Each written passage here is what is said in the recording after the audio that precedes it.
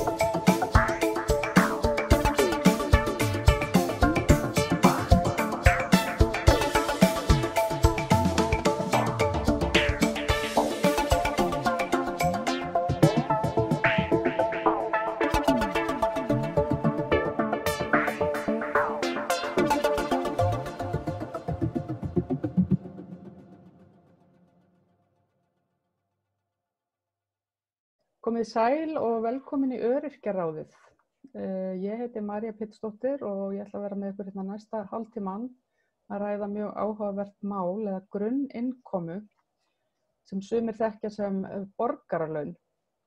Hjá mér eru nokkrir góðu gestir, Gerður Pálmadóttir, hugverkahönnuður og mikil áhugamanneskja skilyrðislausa framfærslu eða GÍFA, grunninnkomu fyrir alla. Bergþór Heimir Þórðarson, formaður kjarahóps Öryrkjabandalagsins og Haukur Arnþórsson, stjórnsýslufræðingur og fræðimaður sem hefur meðal annars rannsakað kjör eldri borgara. Verið velkomin öll. Já, takk.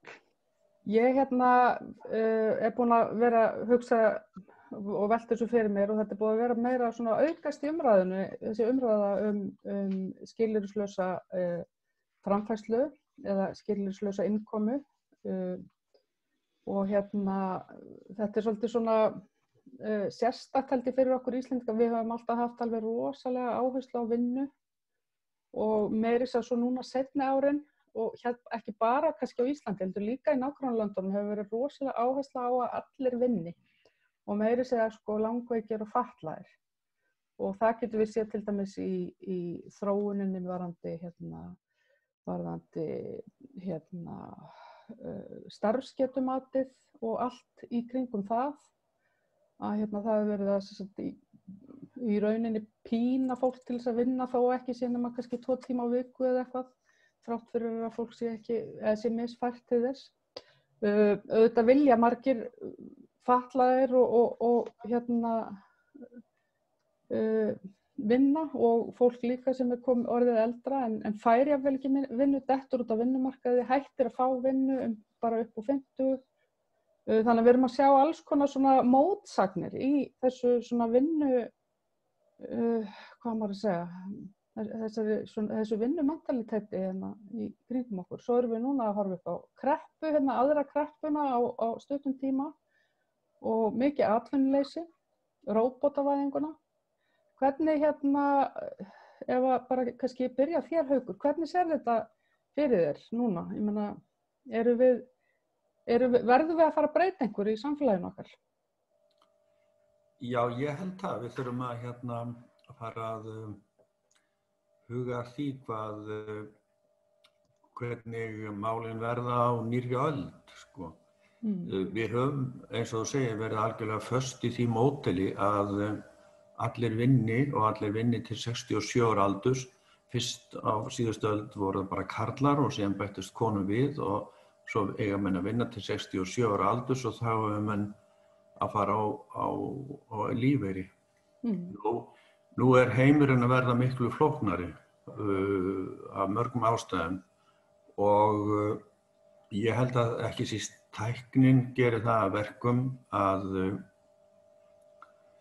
það verða færri störf til skiptana og það fer að borga sig fyrir þjóðfélagið að einhver hluti fólks sé utan vinnumarkaðar og það fer að borga sig fyrir þjóðfélagið að stærri hluti fólks sé í skóla, sé í endurmenntun og menn fara að eiga fleiri en einn starfsferil og þetta þýðir það að menn fara út og inn á vinnumarkaði. Nú það er mjög erfitt að reikna það hvað margir eru utan vinnumarkaðar en það er örugglega yfir 100.000 manns og þá er ég að tala námsmenn, öryrkja, eldri borgara, atvinnulausa og kannski þá sem eru hjá sveitarfélögunum sem eru réttindalausir í hinum kerfunum en eru samt á sem sagt oft utan vinnumarkaðar og þetta gamla módel hefur mótað öll okkar kerfi og til dæmis verkalýðshreyfingin mun þurfa að breytast eins og almannatryggingakerfið en í dag sem sagt það þannig að það er gert ráð fyrir að allir séu vinnandi og í verkalýðsfélagi sem þýðir það að þessi ofboðslega stóri hópur sem er orðinn utan vinnumarkaðar réttindalaus í orlofssjóðum, endurmenntunarsjóðum, í sjúkrasjóðum og varðandi stofnunina VIRK þar sem er endurhæfing vegna vinnumarkaðar sem er náttúrulega alveg gríðarlega mikilvæg fyrir þá sem eru utan vinnumarkaðar. Þannig þarna er verkalýðshreyfingin farin að taka þessi hlutverk heilbrigðiskerfisins og það næri ekki til allra þjóðfélagsþegnanna og þannig við þurfum og það hefur alltaf verið gert ráð fyrir því að menn séu í sama stéttarfélagi alla ævina. Ég hef gengið í stéttarfélag trésmíða eða sem sagt menn ættu að ganga inn í eitthvað stéttarfélag, til dæmis trésmíða, það ég er ekki trésmíður, kannski 18 ára gamall og vera þar til 67 ára aldurs eða eitthvað svoleiðis. En heimurinn er breyttur og ég held að þetta sé stærsta áskorun í pólitík núna. Það að takast á við að móta hvernig fólk utan vinnumarkaðar hefur það og við getum farið að og þetta endurspeglast í mannréttindamálum að því að til dæmis mannréttindayfirlýsing Sameinuðu þjóðanna segir allir eiga rétt á atvinnu, þannig að það er skylda ríkisstjórnar útfrálega atvinnu.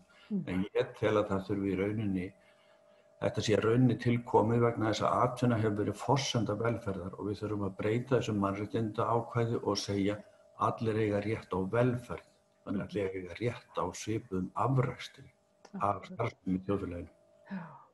Þetta er nefnilega mjög athyglisvert að þetta sé í rauninni bara ákvæði í sáttmálanum, sko. Hvað segir þú, Gerður? Segðu okkur aðeins frá þessari hugmynd grunninnkomu fyrir alla. Hugmyndin hún hefur verið svona aðeins í umræðu síðan á 16. öld, en einhverju hluta vegna ekki komist í gegn þar sem allt hagkerfið sem við búum við í dag og höfum búið við og verið að þróa síðan bara frá öru og alda, í raun og veru þrælaskipulagi. Það master slave og það atvinnurekandi og launþegi sem í dag. En þannig og við samþykkjum þetta öll, ekki bara, við erum að tala um allan heiminn, við samþykkjum það að okkar líflína í höndum atvinnurekanda og við erum að berjast endalaust við launagreiðslur frá þessum atvinnurekendum sem eru svo úthrópaðir fyrir að vera atvinnurekendur og það alltaf verið að ota þessum tveimur hópum saman í stað þess að þetta verið ein heild og eitt teymi sem að hlúir að viðkomandi fyrirtæki því að annar getur ekki verið án hins. En hitt annað mál að í stjórnarskránni, bráðabirgðastjórnarskránni sem við áttum, sem og í okkar nýju stjórnarskrá, skúffuskráni, þar okkur samkvæmt lögum tryggður réttur til lífsviðurværis og félagslegs öryggis. Og ég myndi telja að grunninnkoman væri í raun og veru greiðsluskilmálar fyrir ríkið til að standa við þessa grein og þetta öryggi sem þeir eiga að veita þjóðinni og sínu fólki. Og þannig að grunninnkoman fyrir alla, það gefur fólki sjálfu möguleika á að ráða sínu lífi og ef einhver góður í að ráða sínu lífi þá það hver einstakur fyrir sig.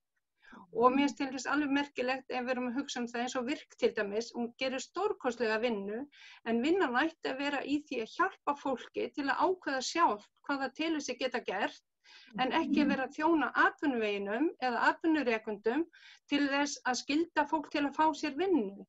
Þetta ofboðslega mikið óöryggi fyrir fólk ef að líflínan í höndum atvinnurekenda og svo verður að vinna kannski vinnu sem enginn vill ráða þig í, en það þitt hjartans mál.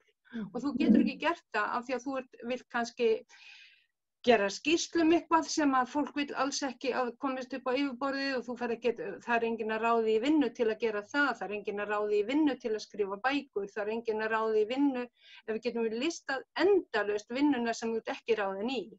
En myndi gagna samfélaginu miklu meir heldur en endilega að fá þér vinnu hjá einhverjum og að vinna sé ekkert og við telum við vinnu og í okkar huga þá alltaf, já ég nú hættur að vinna, þú veist ég hættur að ég þekki engan, ekkert einasta mann sem hættur að vinna.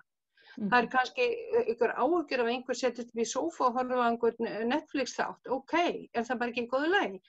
En hitt að það vilja allir vinna, vilja allir vera partur af samfélaginu, partur af og þjóna sínum krafti og ósk til að vera með og brennur fyrir að gera hlutina. Og ég held að grunninnkoman verður bara eins og vatn á þurran akur og í raun og veru nýsköpunar fyrir fólk sem að vill takast á við að gera eitthvað.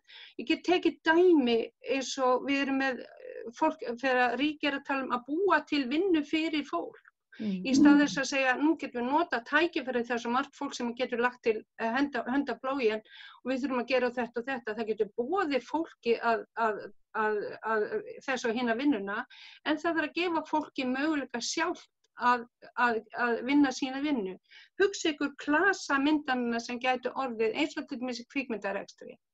Að ef allir væru á grunninnkomu, væru með grunninnkomu, að þá væri hægt að gæti hópur ákváðamanna vist verkefni staðið saman að því að gera kvikmynd, allir á grunninnkomu og síðan verður viðbótar tekjurnar skapast eftir hvort að við geta selt myndina eða ekki. Það riski sem þau taka, en þau eyða sínum tíma á grunninnkomu til þess að gera hlutina. Þetta verður bara allt annað samfélag, stressminna og bara miklu farsælla að mínu mati og það alltaf að tala um framtíðina, framtíð nýsköpunar. En það allt háð styrkjum. Það alltaf miðað við styrki, þannig að það ekki nema kannski 30% af þeim sem sækja styrki í þess áttina og hinn áttina sem að fá umbun og fá eitthvað styrk. og oftast eins og til dæmis bara launasjóð, bara hvað maður að segja, þessi listamannalaun til dæmis sem kallað laun og þetta eru kannski nokkra dagar á ári, þetta eru kannski nokkra vikur á ári, þetta deilist, það eru 70% sem sóttu sem ekki fengu neitt, en hitt bara mjög tímabundið og lítið og ekki nærri nóg til þess að lifa af. Námsmenn til þess. Hvað segirðu? Hvar erum við að fá þetta hljóð? Það eitthvað, heyrðu þetta?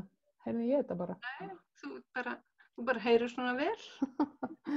Heyrðu, já, nei, oft líka listamannalaun þannig að það kannski bara nóg fyrir prójektinu eða eitthvað upp í projektið en listamaðurinn þarf eftir sem áður náttúrulega að eiga salt í grautinn og það jafnvel ennþá að vinna eitthvað.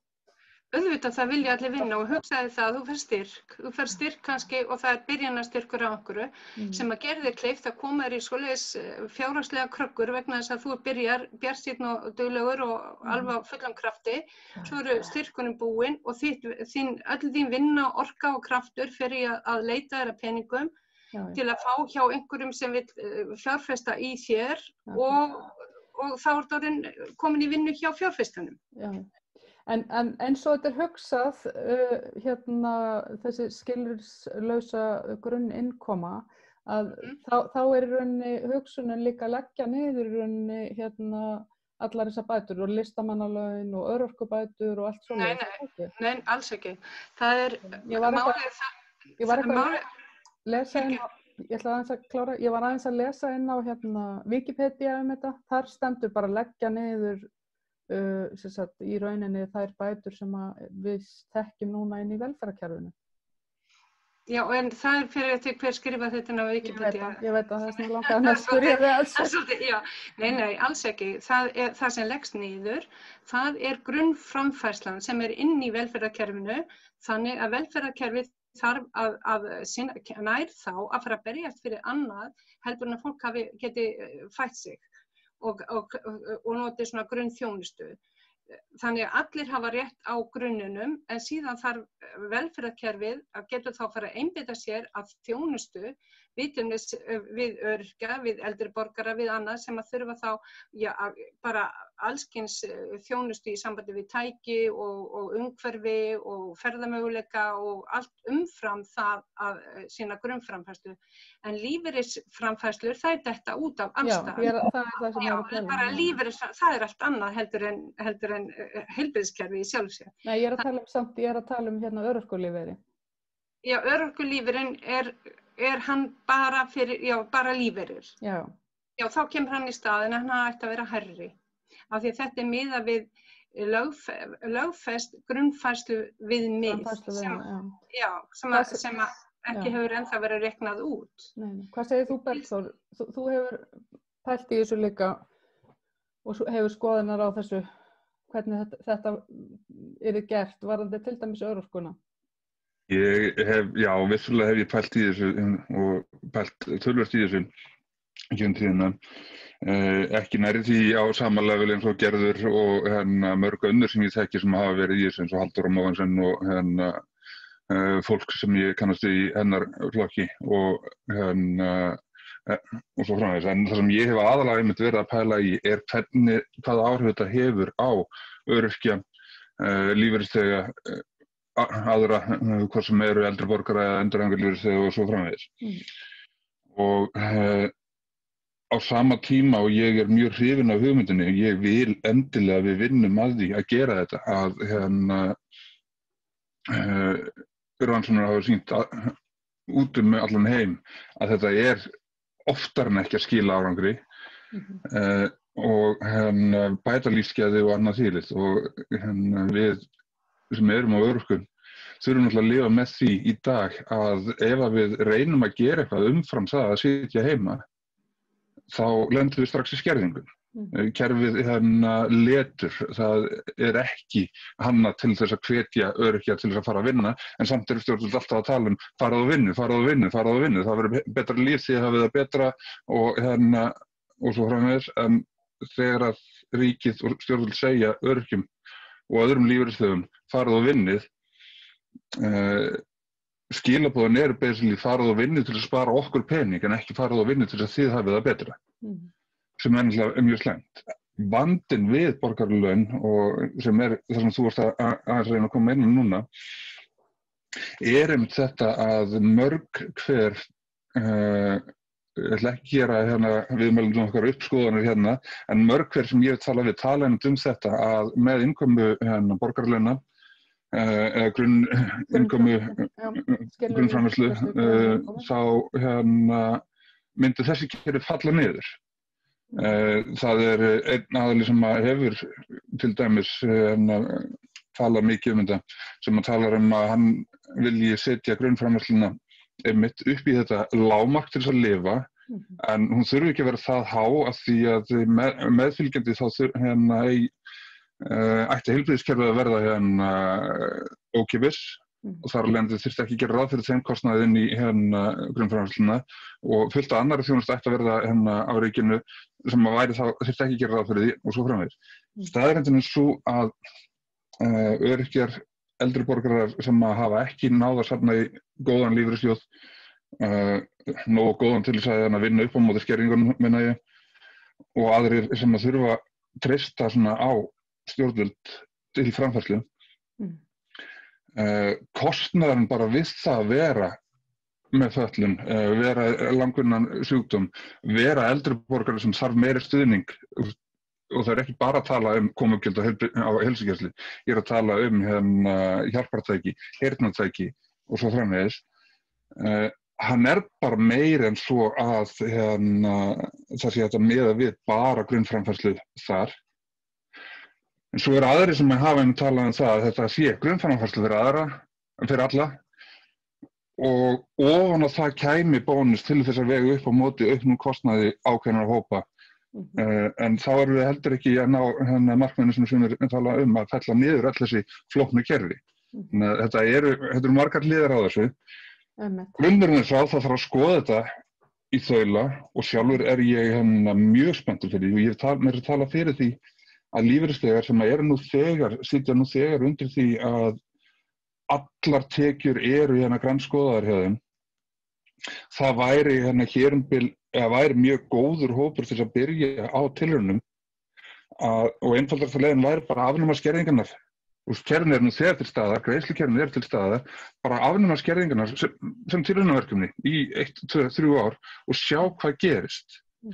Ég þori að veðja við ykkur að þau sem hafa getuna til að því gefnu að samfélagið sé ekki í kreppu eins og núna þar sem við erum að nálgast marga í atvinnuleit eins og öryrkjar. Að því gefnu að störfin sé til staðar þá fullyrði ég að ég fullyrði að öryrkjar myndu mörg hver fara að vinna ef þið fengi vinnu. Eldri borgarar sem hafa ekki séð hag sinn í því núna lengur myndu gera það líka og svo framvegis. Ég hef hugsað að það myndi mjög fjölga mikið. Þá komum við aftur að því ef það einhver vinna fyrir þessu hópa því svo erum við líka að sjá náttúrulega breytingar á vinnumarkaði og við erum að sjá bara þessa róbótavæðingu og þessa bara þjóðfélagsbreytingu í rauninni og svo núna kreppuna. Þannig að það spurning bara hvort að og við sjáum það í rauninni líka að þessir hópar eru kannski þeir fyrstu til þess að missa vinnuna í kreppu. Þannig að hvað segirðu Gerður?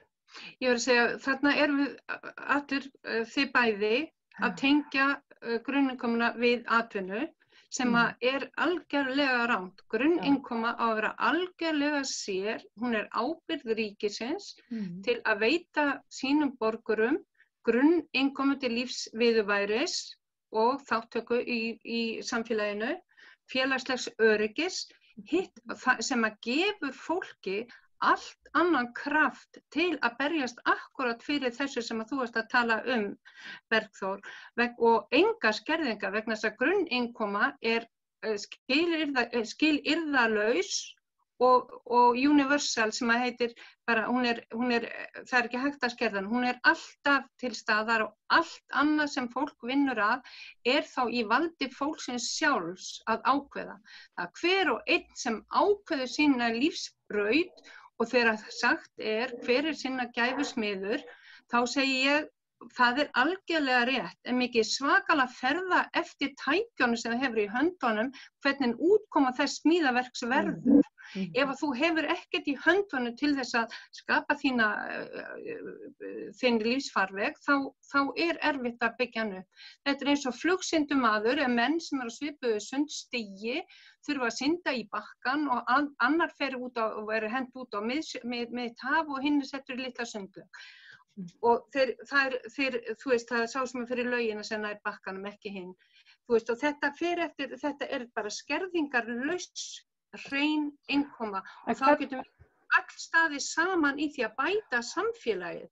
Og virk á að vera að mínu mati hjálpa fólki til að komast að því hvað það getur best gert og þekkja sinn kraft, og ef að það þarf á kvittun virk að halda til þess að sanna fyrir einhverjum hvað það getur, þá hringi virk, og virk á að vera fyrir fólkið en ekki fyrir atvinnuvegina sem slíka.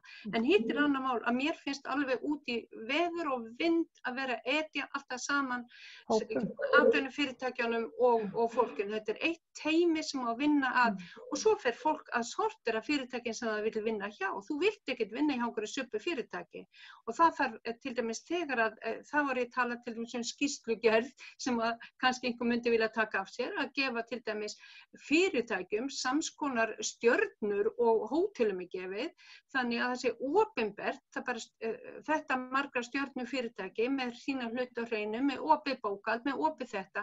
Ef þú vilt vera á 2 stjörnu fyrirtæki, nú þá tekur þú bara ábyrgð á því, en ef að fólk, það vill engin reka 2 stjörnu fyrirtæki. Þannig að það verður akkur í því að vera með fjöldastjörnu fyrirtæki. En svo erum við Haukur, mér langar aðeins að fá þitt innsæi í það að svo erum við með eins og störf í samfélaginu sem að ég meina þrátt fyrir að sé núna til dæmis atvinnuleysi, þá ennþá, ég var að lesa það í blaðinu í morgun, að nú ennþá verið að leita starfsfólki á leikskólana. Erum við ef við myndum innleiða svona skilyrðislausa framfærslu, værum við að fara að sjá breytingar á þessu heldurðu? Við værum að fara að sjá hærri launaþrep í svona störfum? Já, það finnst mér nú vera mikil réttlætiskrafa, og mér finnst óskennilegt að það gerist vegna þess að fyrirsjáanlega eru 3 slags störf sem fjölgar í á þessari öld. Það eru umönnunarstörf, það eru kennarastörf og það eru tæknistörf. Hvað sér og? Tæknistörf. Þetta eru þeir 3 hópar sem munu fjölga í, og það mjög sennilegt að þau verði þá betur launuð. Hins vegar langar mig til þess að bæta þá umræðu sem hefur verið hér að við þurfum í rauninni að skilgreina atvinnu upp og nýtt. Það hefur verið skilgreiningin á atvinnu að það séu atvinna sem unnið fyrir launatekjum. Atvinna svo gríðarlega margt annað, og ef þú værir með grunnu framfærslu þá myndir það kannski verða sýnilegra. Það verið að tala núna, og Gerður nefndi að það væru 30% rithöfundar sem fengi styrk. Hjá Rannís hefur hlutfall fræðimanna sem fær styrki verið niður undir 15%. Þannig að af því ég þekki til í þessum heimi þá sárafátækt meðal fræðimanna, meðal rithöfunda, meðal listamanna. Listamenn hafa jafnvel dáið úr fátækt á Íslandi. Og það gífurlega mikil vinna unnin utan launavinnumarkaðarins. Og ég vil minna á að það sem þjóðfélagið þarf, og það svolítið gamaldags að segja já, fólk nennir ekki að vinna, allir að vinna og svo framvegis. Það sem þjóðfélagið þarf ekkert að allir vinni, sem sagt launavinnu. Það sem þjóðfélagið þarf framleiðslu og þjóðartekjur til að standa undir velferð borgarinnar. Við komum aftur að því að krafa sér velferð en ekki atvinna. Og þegar talað það að við þurfum framleiðslu og þjóðartekjur, þá aðalatriði í því endurmenntun. Það að segja að fólk sem lendir í úreltum störfum, sem úreltast hratt á okkar tímum, það fari í endurmenntun og komi inn sem verðmætt vinna með nýja tækni og nýja þekkingu. Þannig að sem sagt, allir þeir sem vettlingi geta valdi taki þá þátt í því að auka tekjur þjóðfélagsins, þannig að það standi út í velferðinni. En það ekki þannig að allir muni taka þátt í þeirri hringrás. Það taka færri og færri þátt í þeirri hringrás, þó ég telji að í almannakerfinu þurfa að vera hvatar til þess að fá menn í endurmenntun, til þess að taka þátt í aukinni verðmætasköpun í þjóðfélaginu. Nú ég vil, svo ég segi nú allt í sama orðinu af því að ég fikk orðið, þá langar mig til þess að segja það að ég tel algjörlega óhjákvæmilegt að ásamt grunnframfærslu komi kerfi félagslegrar aðstoðar. Það mjög mismunandi hvernig fólk statt, sumir búa einir, sumir búa með öðrum, sumir eiga börn og menn á misjöfnum aldri, menn þurfa misjafn til sín.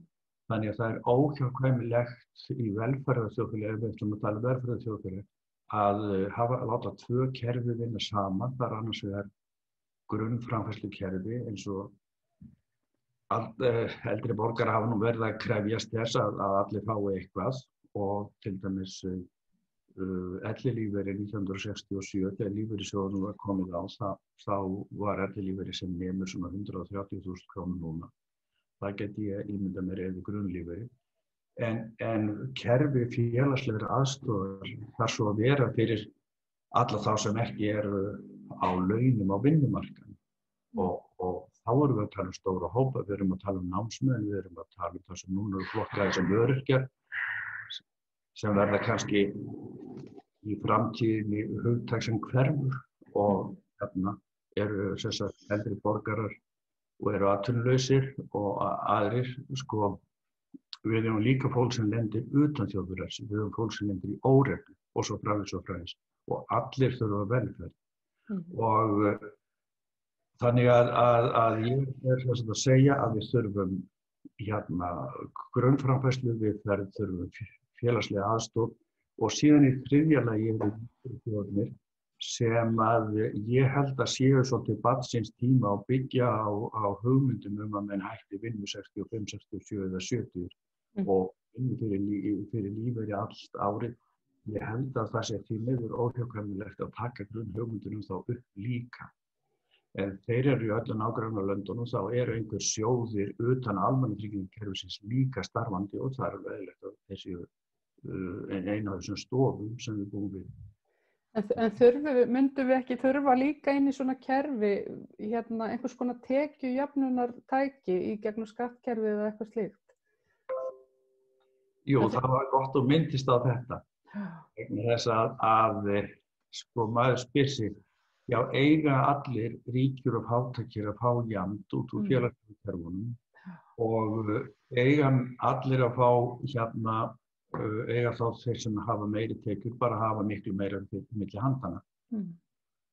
Nú það svo að svar velferðarríkjanna og sérstaklega á Norðurlöndunum hefur verið það að þetta sé jafnað með skatti. Þannig að ef þú greiðir hátekju manneskju grunnframfærslu þá færi í Svíþjóð 56% hennar beint aftur til í formi skatt vegna þess að tekjuskattur hæsta þrepið 56% í Svíþjóð. Og það yfir 50 í flestu Norðurlandana og þetta töluvert lægra hér. Þannig að tekjuskattskerfið á að vera jöfnunartækið en ekki sem sagt bætur tryggingastofnunar. Og þetta við sjáum eima eftir að þessari gömlu skandinavísku hugsun í sjúkratryggingakerfinu okkar. Þar sem að allir fá jafnt út úr sjúkratryggingu. Og það eimir eftir þessu hér að þetta ekki almannatryggingakerfinu þessi hugsun. Nei, alls ekki. Hvað segir þú, Gerður? Mér langar til að bæta við líka af því að við erum að tala hvað kemur á móti, sko það líka mikilvægt að muna það að grunnframfærsla og opinber framfærsla á þeim sem hafa lítið milli handana, hún skila sér beint í veltu í þjóðfélaginu. Já. Og sérfræðingar fjármálaráðuneytisins telja að það séu 50–52% af bótum sem það gengur til þessara hópa sem kemur beint tilbaka í ríkissjóð og sveitarsjóði í formi ýmissa skatta, veltuskatta og annað slíkt. Nú síðan ein af áskorunum þessara aldar hvernig fjármögnum við hreyfingu peninga í þjóðfélaginu en við höfum verið að sjá sívaxandi mismunun í því hvað fólk hefur milli handana og hvernig fjármögnum þetta, hvernig förum við með þessa jöfnun og svar til dæmis Piketty's sem þessi franska hagfræðings bara, það er bara með aukinni sköttun og stórfyrirtæki sem græða meira og meira með aukinni sameiningu og með því að þarf að hafa færra framfólk, starfsfólk. Ef stórfyrirtæki borga ekki starfsfólki lengur laun, þá eiga þau að borga velferðinni í þjóðfélaginu, þannig það skattlagning sem svarið á stórtekjur. Og svo höfum við svo sérstaka aðstöðu á Íslandi við höfum auðlindir og þá erum við að tala það alls staðar í heiminum, hvað sem í Súdan eða í Alaska tala það auðlindir renni til að halda uppi velferð. Já. Hvað segir þú þetta varðandi jöfnunartækið í Gerður í þjóðfélaginu? Það sem ég var að fyrrgja? Já, eins og skattkerfið, hvort að við séum að fara láta alla hafa skilyrðislausa innkomu ofan á launin sín eða undir launin sín eða hvort við að jafna? Nei, alls ekki.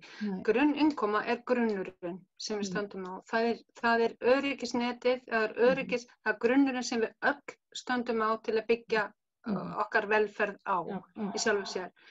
Ef hún er miðuð og það sem á að gera, þá að miðana við alvöru framfærslu viðmið, lögfest, vísitölutryggt og skerðingarlaust. Það verður grunnur, fastur grunnur til að standa á fyrir alla, til þess einmitt að geta tekið þátt í að byggja upp velferðarsamfélag en það er ekki nóg, eins og Haukur var að segja, það er ekki nóg fyrir fólk bara að fá grunninkomu ofan sig og á, heldur þurfa til dæmis fatlaðir, eldri borgarar og þeir sem bara lenda í slysi. Lífið er ekki bara sléttur völlur, hann eru brekkur og hólar og hæðir og óvæntir hlutir sem kom upp á og það sem núna kemur upp á heitir COVID, sem er ekki út á COVID allt fer á hausinn, heldur vegna þess að hagkerfi ekki bara hjá okkur, heldur bara allan heim eins og augljóst, ekki viðbúið áföllum eða breytingum, við tökum öllu eins og það og það ekkert að vera að standa af sér veðrið.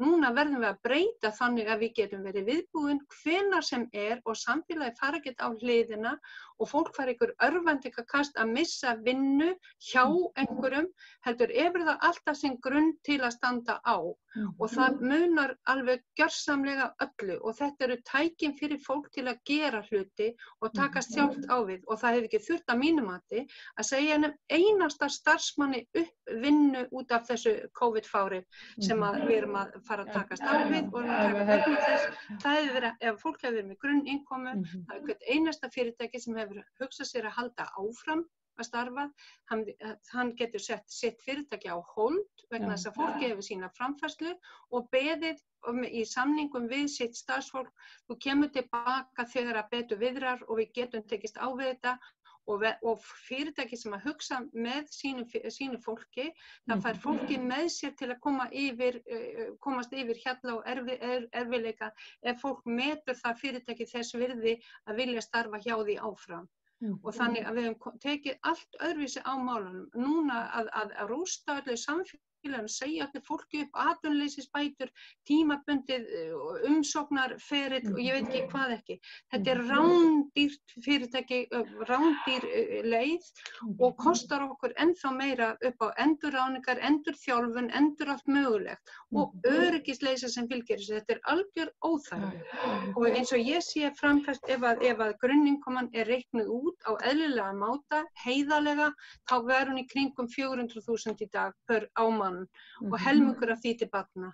Þannig að fjölskyldur, 3 manna fjölskyldur hafa engu að kvíða hvað framfærslu varðar og það eyðir sínum tíma í sjálft sig.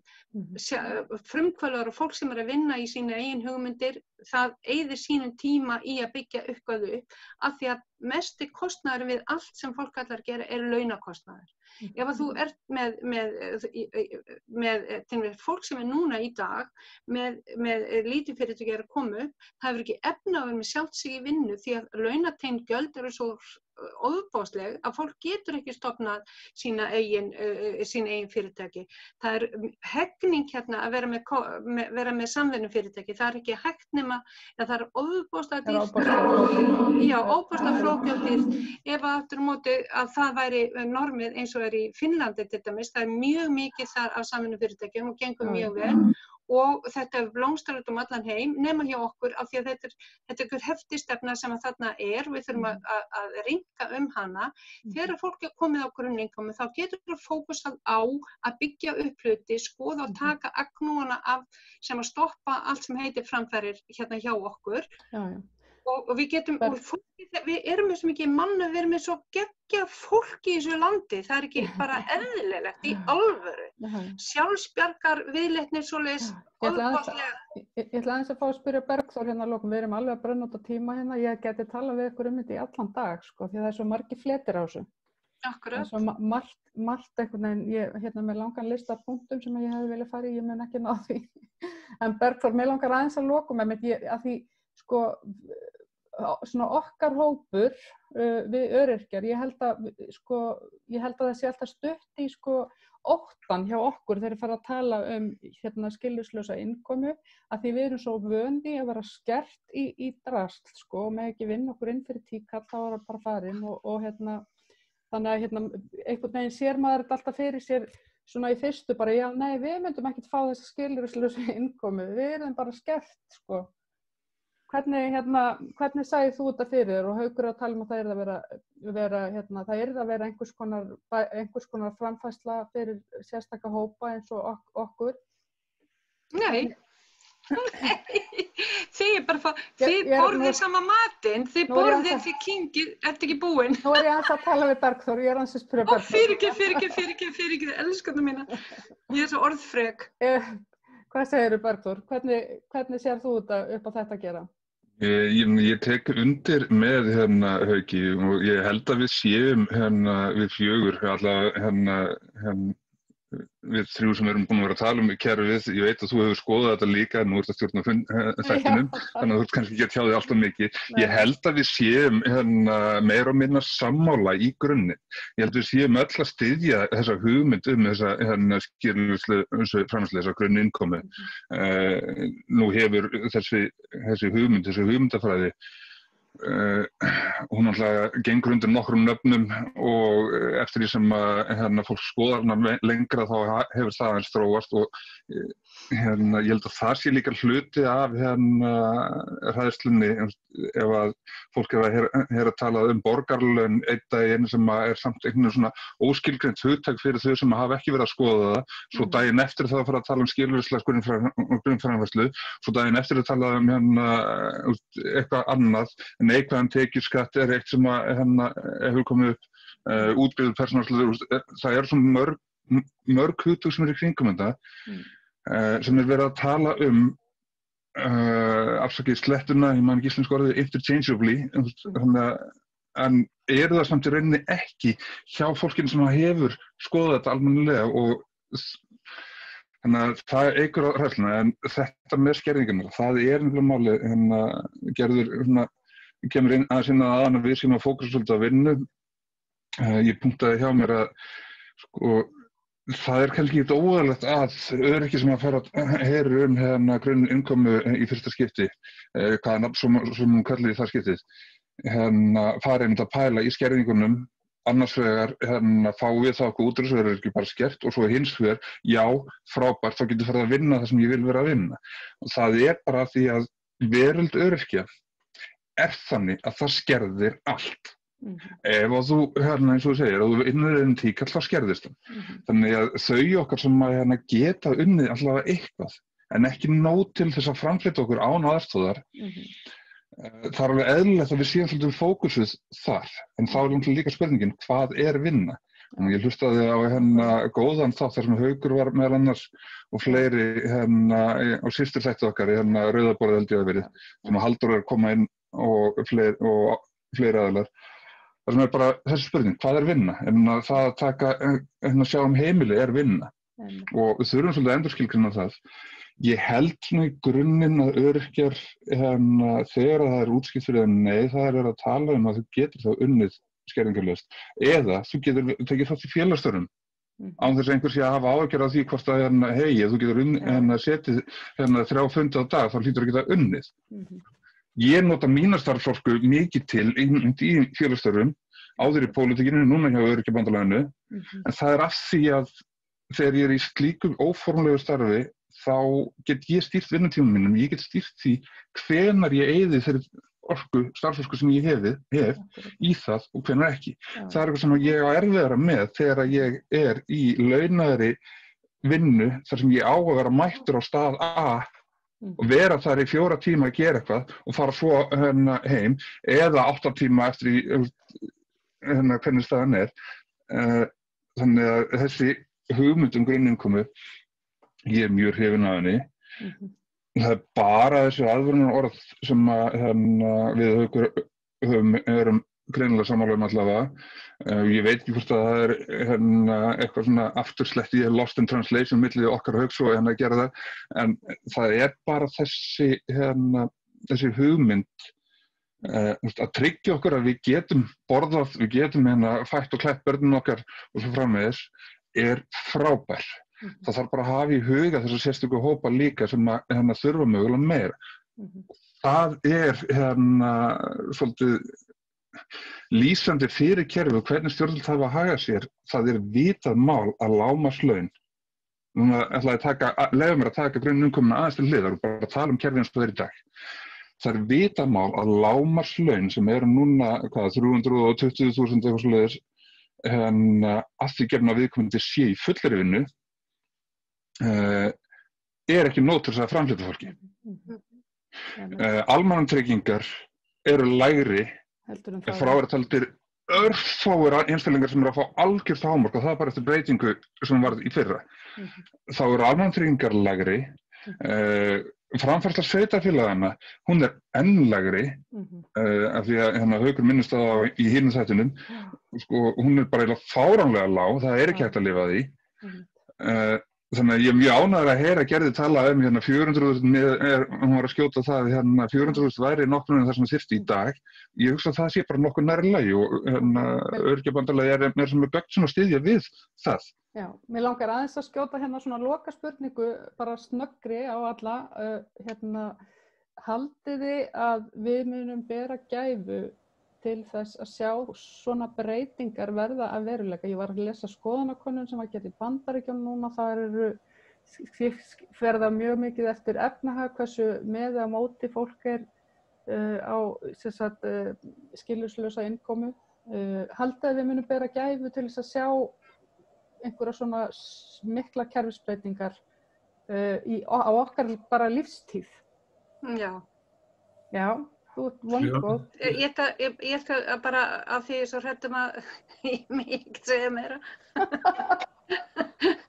Málið er það að eins og þú ert að segja að þið er svo hrætt við þetta hitt sem mér finnst mjög eðlilegt vegna þess að við erum svo vön því að það er allt skerðingar. Ég ætla bara að taka hérna fram að ég er langt undir, ég er ellilífeyrisþegi og ég bjó hér á landinu ekki ég flutt tilbaka, þannig að minn lífeyrisréttur, ég er með 9.000 á mánuði í lífeyrir frá lífeyrissjóðunum, þannig að ég riði engum feitum hesti þar, þannig ég þekki mjög vel þessar skerðingar og mér finnst það svo fáránlegar og ég veit að eldri borgarar, þeim er ekki unnt líf, þeir eru bara að sitja í ruslapókanum og kíkja upp öðru hvoru og fá ekki að taka þátt í atvinnulífinu nema með skerðingum og þetta náttúrulega bara út í veður og vind og það þarf að breyta þessu og ég bara vil ráðleggja ykkur að fara að taka þátt í grunninnkomu fyrir alla, GÍFA, og kynna ykkur hvað í alvörunni og eyða eitthvað krafti sameiginlega í að laga þessa hluti hvar sem við erum stödd í heilbrigðinu. Ég þekki engan alheilbrigðan, engan. Og ég held engan sem ekki vill vinna eitthvað. Og vinna, vegna þess að vinna allt sem við erum að gera. Við þurfum að fætur á mótnana og við þurfum að taka þátt í lífinu og það vinna. Þannig að bara að fólk á að velja sér sína vinnu og hvernig hann ef hann vill vera á launaðri vinnu líka, þá það bara alveg sjálfsagt. Ef ekki, þá það bara hans eigið mál. Og ég bara skora á ykkur að kynna ykkur þetta og vera með.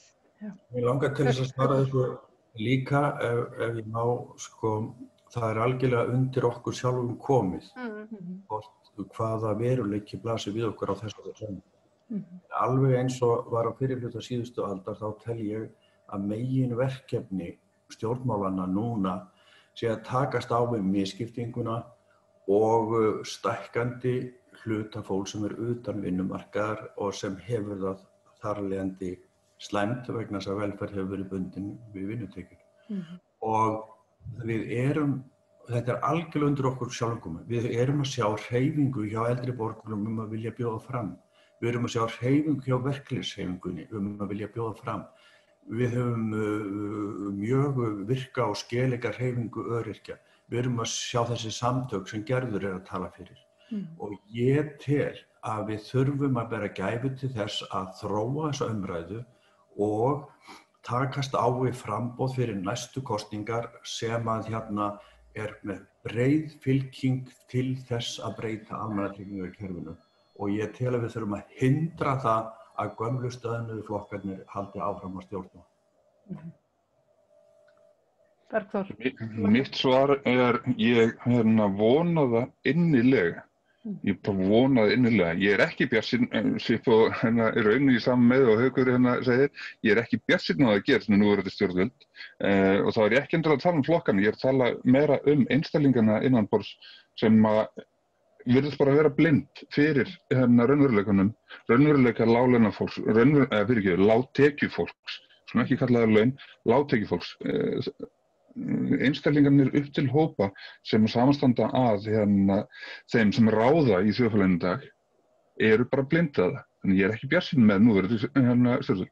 En ég vona það innilega og ykkur að segja, bara svo ég segi það svona opinberlega, ég ekki engu lofaði með árangræði en ég hef verið það íhuga og